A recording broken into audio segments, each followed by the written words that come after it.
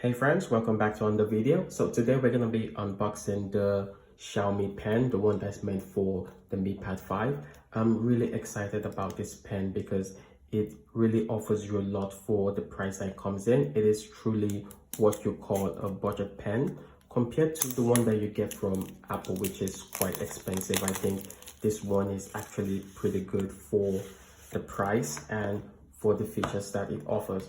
So looking inside the box, you just get some user manuals and some instructions on the device itself. So this is the Chinese version. I did get this in China, so everything is in Chinese, but I'm pretty sure I can walk my way around the whole process. So this is the pen itself. It does look quite beautiful and it feels quite nice.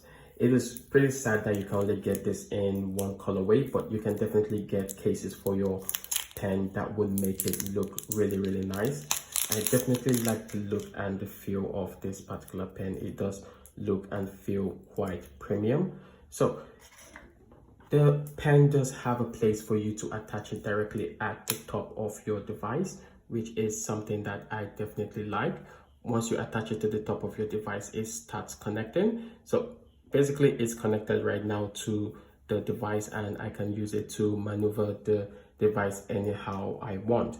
So definitely what I really want to use this pen for is concepts, which is basically a writing or drawing application, and it is definitely something that I do believe I would enjoy using quite a lot. So I'm going to do basically a long-term review on this particular pen and we're going to see how it works overall, and I'm going to tell you guys some of the tricks that you can use on this particular pen and everything that involves the charging process, how long it lasts without charging the pen, and everything that you need to know. So if there's anything that you guys want to know about this pen or any questions that you guys have about the Xiaomi pen, please don't forget to leave a comment down and I will definitely get back to you guys about that. So thank you guys so much again for watching, and I'm gonna see you guys in the next one.